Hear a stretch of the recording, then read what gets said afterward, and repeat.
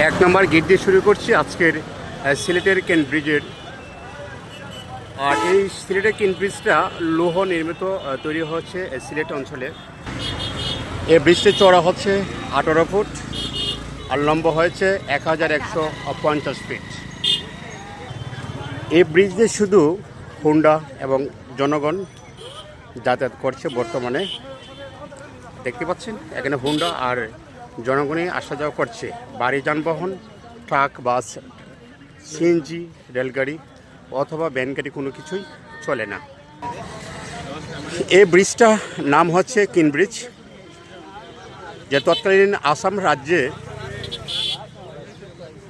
Governor Michael খিন তার নাম অনুসারে এই কেন ব্রিজটি নির্মিত করা হচ্ছে লৌহ। এই লৌহ দ্বারা এই কেন ব্রিজটির লম্বা হচ্ছে 1150 ফিট আর প্রস্থ হচ্ছে 18 ফিট। এই ব্রিজটা স্থাপন হয়েছে 1933 সনে কাজ শুরু হয়েছিল আর 1936 সালে জনগণের জন্য চলাচলের জন্য খুলে দেওয়া হয়েছে এই কেন ব্রিজ। এই কেন ব্রিজটি মূলত বাংলাদেশ রেলওয়ে পূর্বাঞ্চল অধীনেই এখনও পর্যন্ত আছে। এই কেন ব্রিজ 1971 সনে সংগ্রামের পরে অনেক ক্ষতিগ্রস্ত হয়েছে, যা 1977 সনে এটা নতুনভাবে সংস্করণ করা হয়েছে এবং 2024 সনেও এটা আরেকবার সংস্করণ হয়েছে। এই ব্রিজটা অবস্থিত সিলেটের সুরমা নদীর উপরে। খুব সুন্দর একটি ব্রিজ, লৌহ দ্বারা নির্মিত হয়েছে।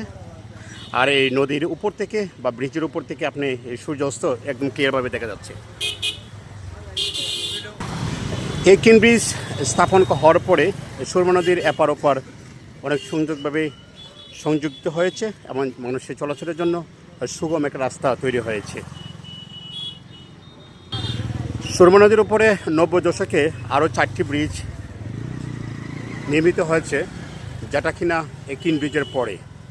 আর একমাত্র লৌহ ব্রিজ এই সিলেট অঞ্চলের মধ্যে কেন ব্রিজ।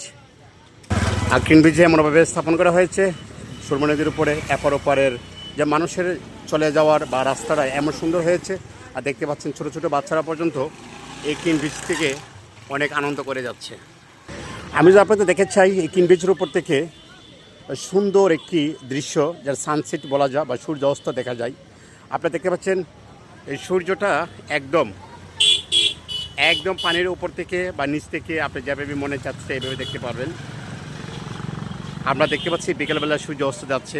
এই কেন ব্রিজ থেকে আমি সুন্দরভাবে এই ভিডিওটা করতে পেরে আমার কাছে অনেক ভালো লেগেছে, যে সূর্যটা কীভাবে আস্তে আস্তে তলা নিতে যাচ্ছে।